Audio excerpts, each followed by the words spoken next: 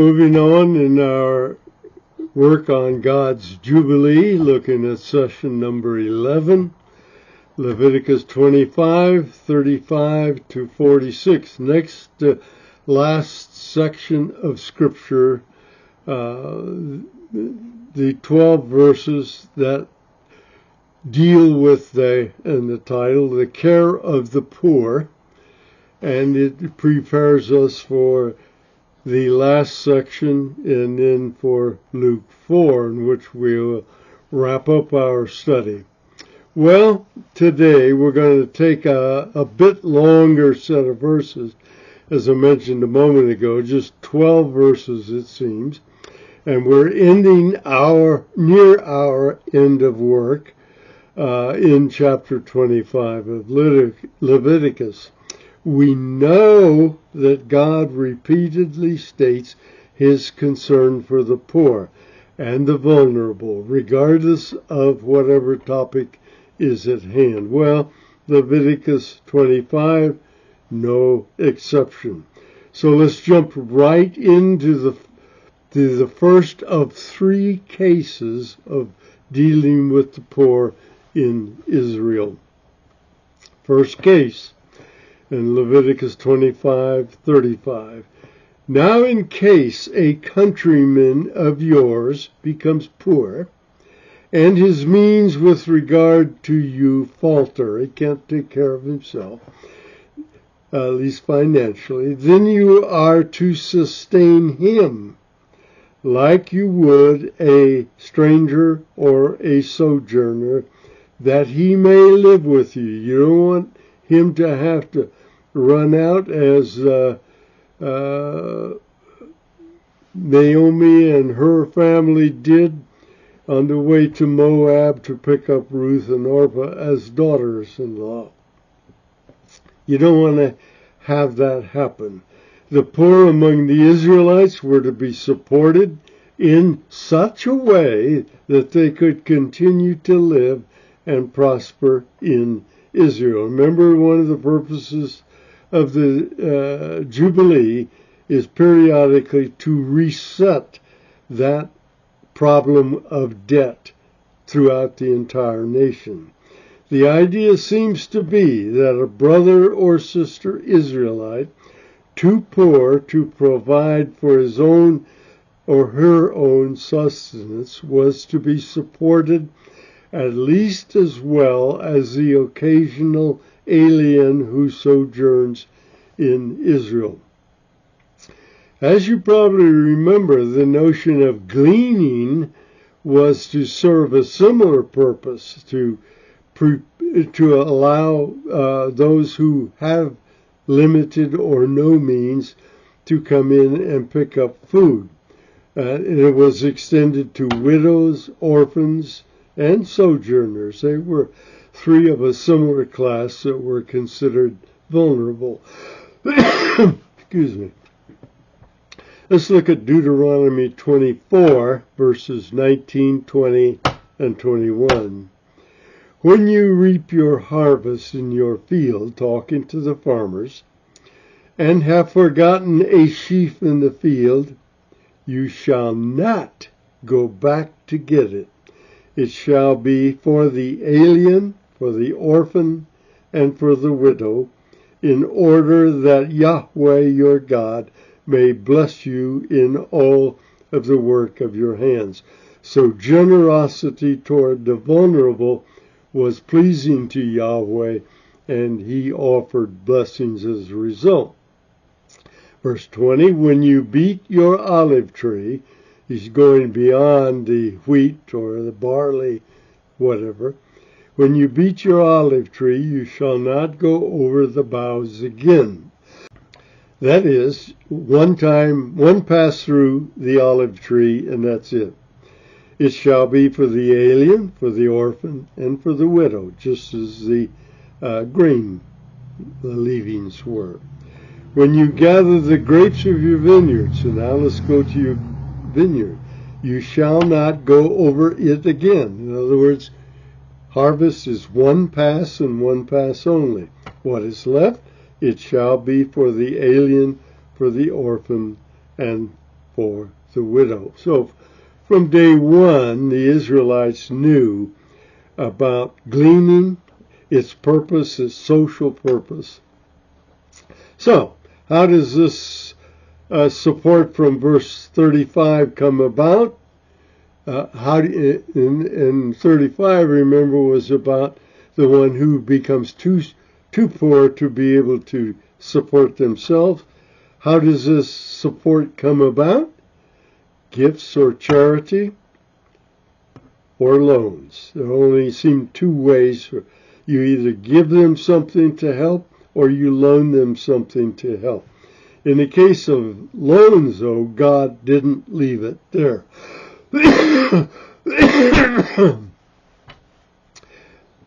He says in verse 36 and 7 and 38, do not take usurious interest from him, but revere your God, that your countrymen may live with you.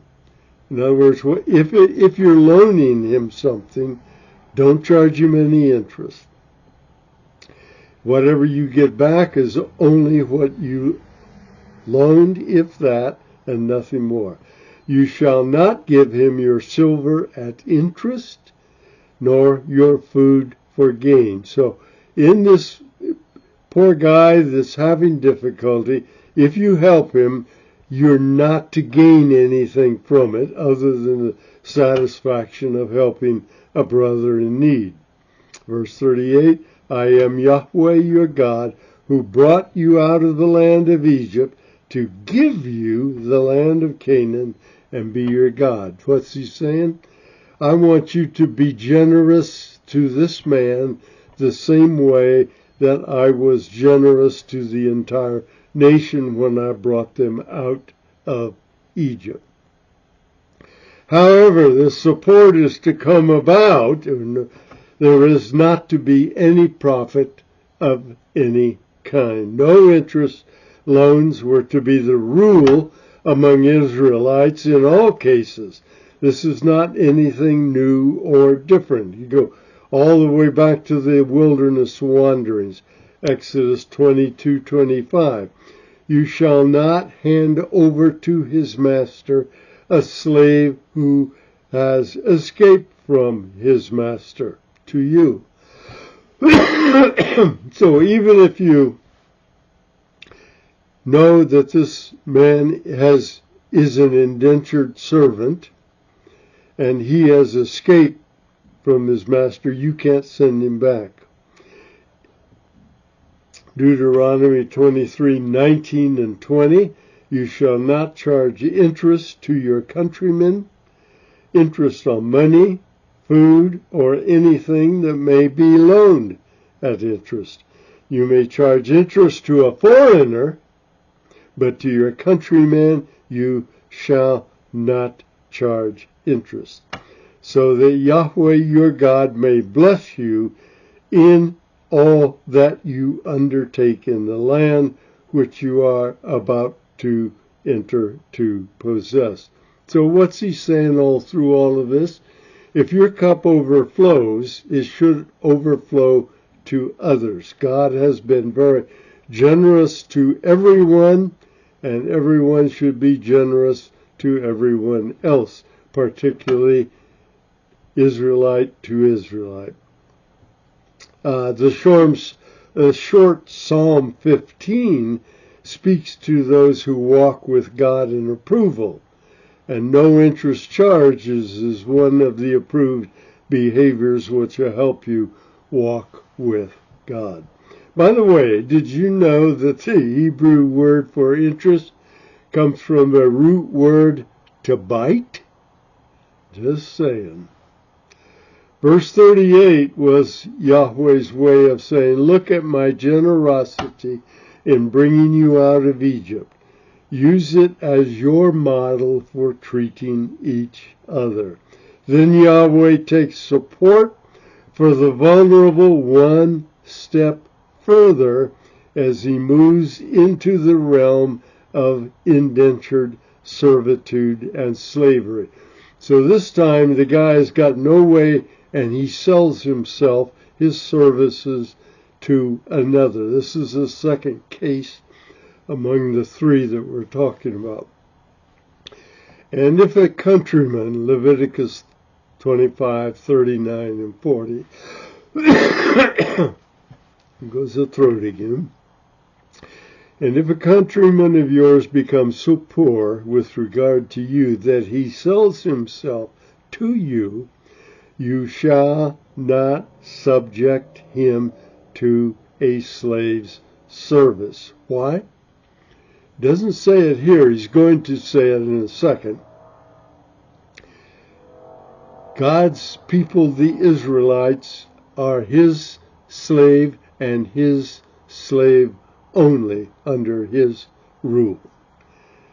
Verse 40, he shall be with you as a hired man, not a slave, a hired man, as if he were a sojourner.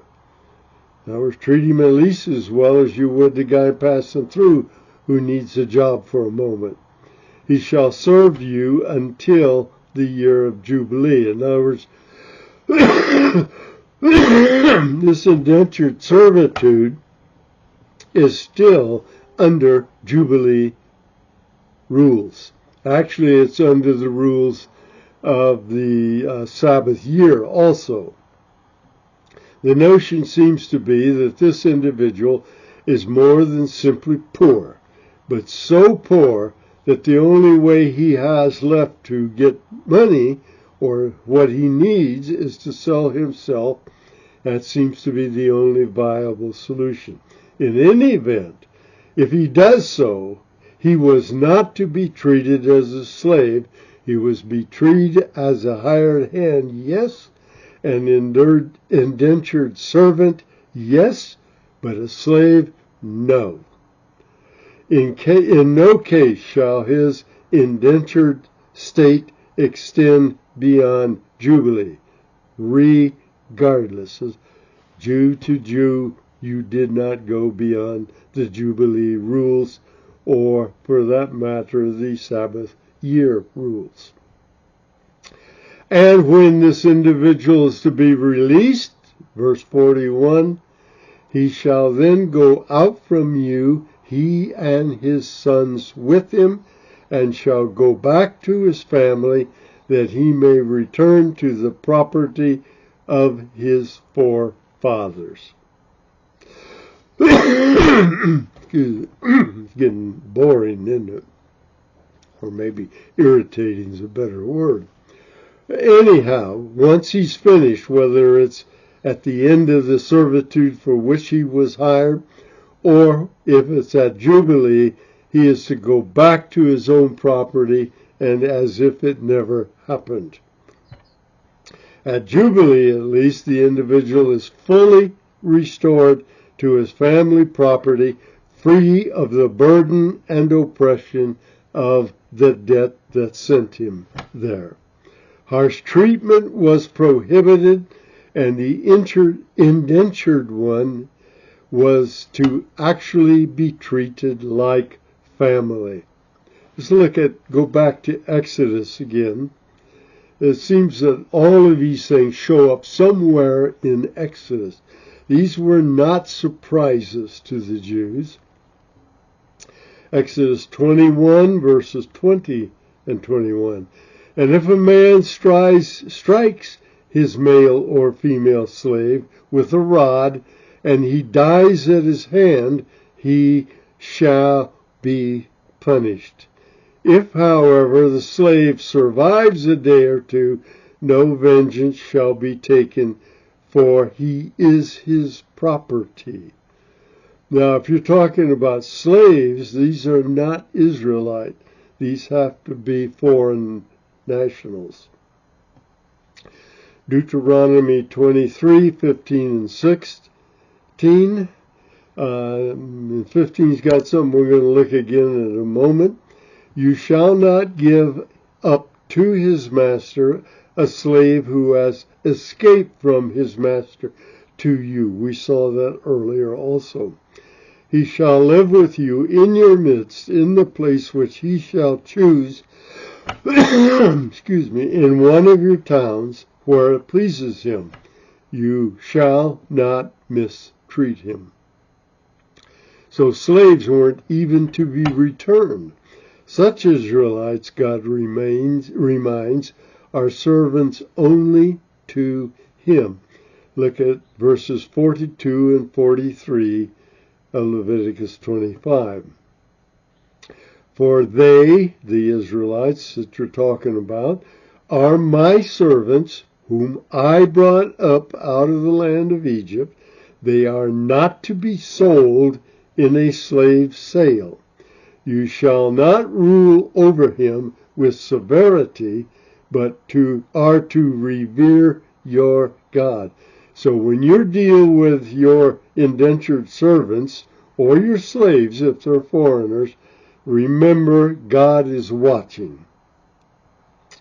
Keep in mind there was also a 6-year limit on indentured servitude by Israelites. It was to be cut off in the year of the Sabbath year rest for the land.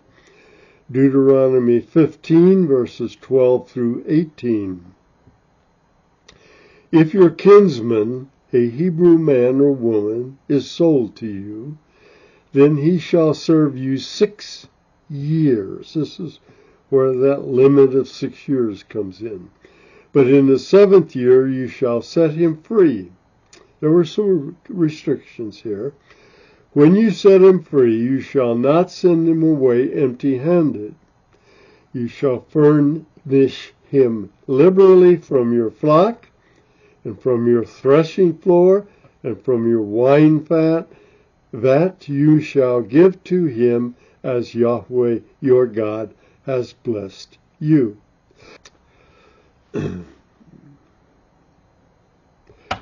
And this is verse 15, you shall remember that you were a slave in the land of Egypt, and the Lord your God redeemed you. Therefore I command you this day, and it shall come about, if he says to you, I will not go out from you, because he loves you and your household, since he fares well with you, then you shall take an awl, and pierce it through his ears into the door. Ouch. He shall be your servant forever. And you shall do likewise to your maidservant. It shall not seem hard for you when you set him free, for he has given you 6 years with double the service of a hired man. So the Lord your God, Yahweh your God, will bless you in whatever you do. So you treat your indentured servants, you treat your slaves properly, God will bless. But again, if someone wants to stay with you as an indentured servant or slave, he has that choice, and God permits it. The Israelite land is God's land. Israelite people are God's people, made in his image and sovereignly chose by his will. Next, God moved from the vulnerable of Israel to slavery of Gentiles in the third case that we're examining here. Leviticus 25, 44 through, 46, I guess. As for your male and female slaves whom you may have, you may acquire male and female slaves from the pagan nations that are around you, not from the Jews, not from the Israelites. Verse 45, then too, it is out of the sons of the sojourners who live as aliens among you, that you may gain acquisition out of their families who are with you, whom they will have produced in your land. They may also become your possession. So here we're talking slaves.